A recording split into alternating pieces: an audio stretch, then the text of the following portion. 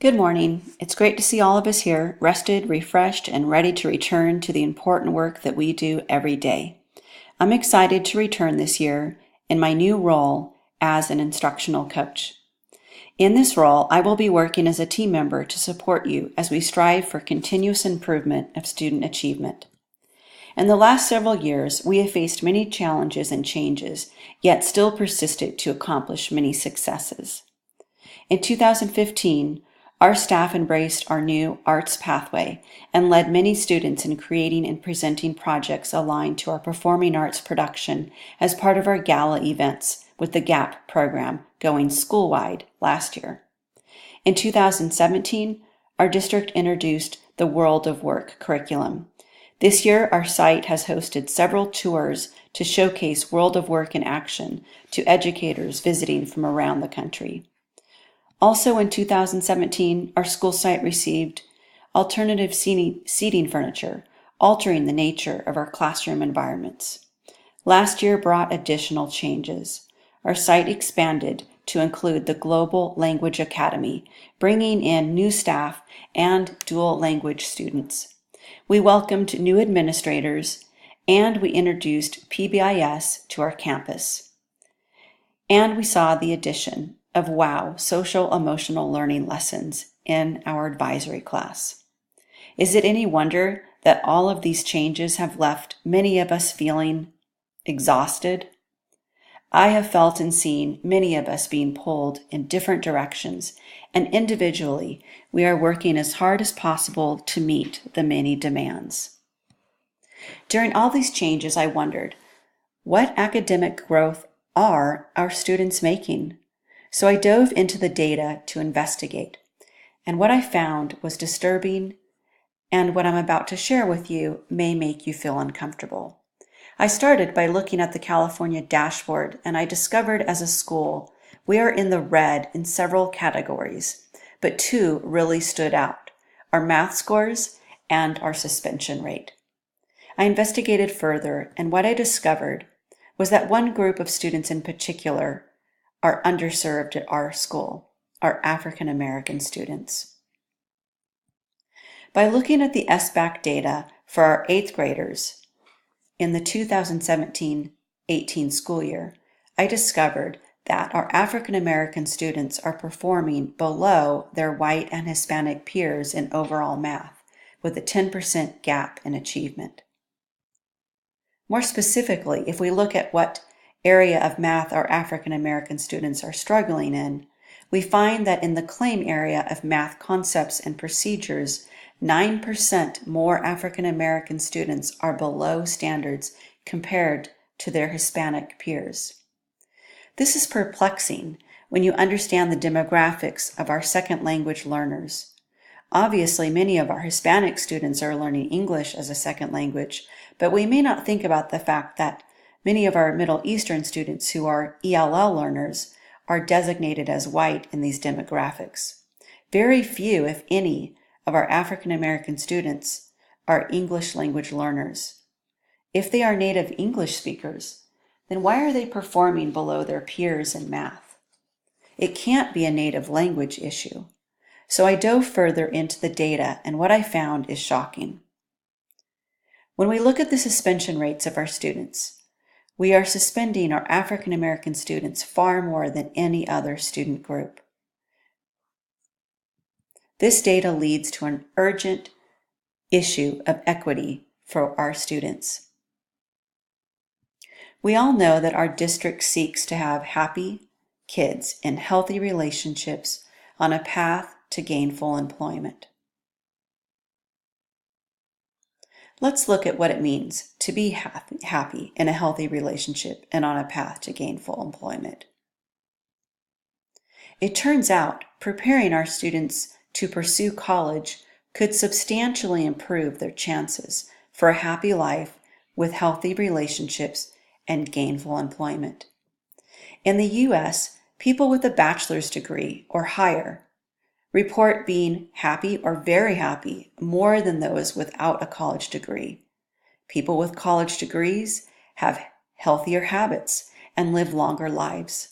They own more homes and experience more job satisfaction. College also helps people maintain healthy relationships. College graduates are more likely to get married and stay married, and they are more likely to volunteer in their communities. College also greatly affects gainful employment, as college grads are less likely to face unemployment and make an average of $1 million more during their lifetime than those without a college education. But do we really believe we can prepare our African American students for the option to pursue college? I'm going to show you a video, and afterwards, I'd like you to reflect on how it applies to this challenge.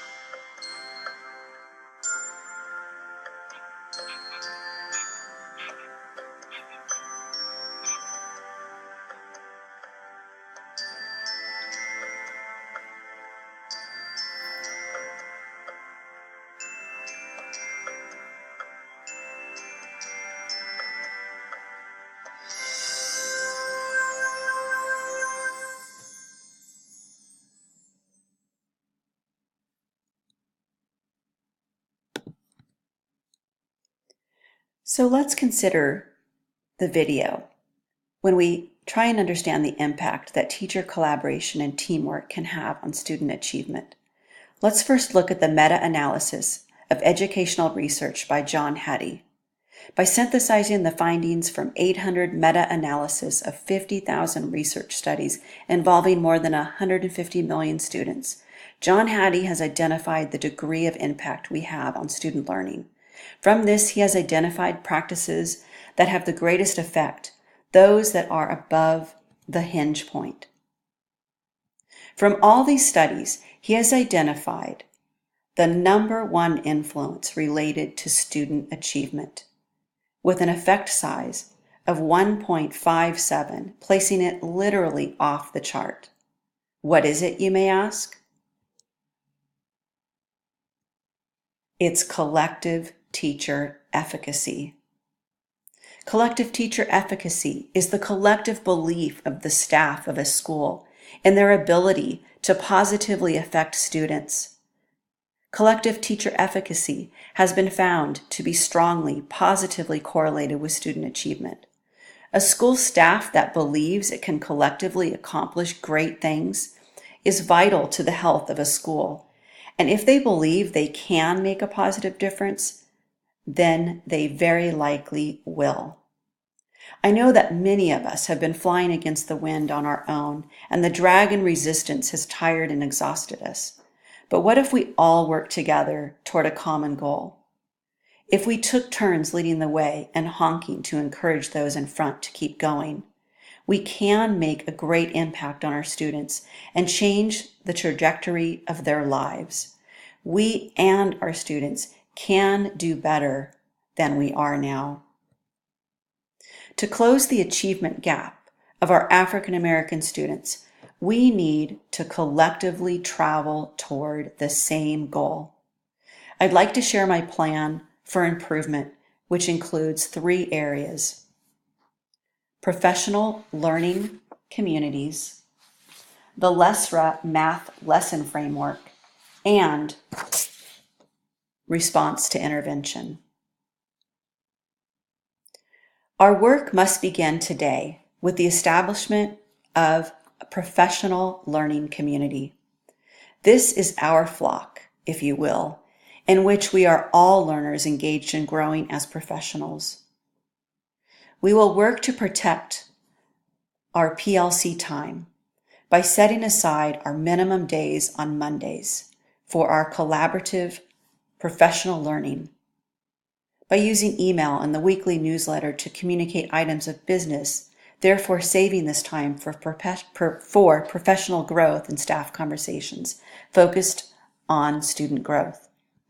Our GLOW training days will have a data-centered student learning focus and go more in depth with less breadth. To establish our PLC, we will begin today to create agreed upon norms and use protocols in order to focus our time on positive learning intentions. Finally, we will structure our PLC time by designating both grade level and department lead teachers to share the point position of leadership and ensure that our grade level and department meeting times are intentional, student-centered, and leading toward positive change. In our PLC, we will establish the V formation for our flock that will enable our work to begin. Once we have our V formation established, we need to stay flying in the same direction. This direction will first take us to increasing our awareness of our implicit bias. It is important that we begin to recognize the implicit bias that all people have and understand its impact on both teacher expectations and student self-perceptions. We will utilize the book Culturally Responsive Teaching and the Brain during our PLC time to build our collective capacity for culturally responsive teaching methods that may result in helping our most underserved students, African American students. This will be difficult to discuss at times, but if we persist, we will begin to help our students feel less marginalized and more engaged in school. Once we have an awareness of the impact of our implicit bias and begin to understand culturally responsive teaching, we will focus on a specific classroom practice that is known to have a high impact on student achievement: classroom discourse. Classroom discourse has a high effect size of 0.82, placing it on the high end of positive effect on student learning. Our African American students, who come from a collectivist culture with a strong oral tradition of learning, learn particularly well through dialogic talk.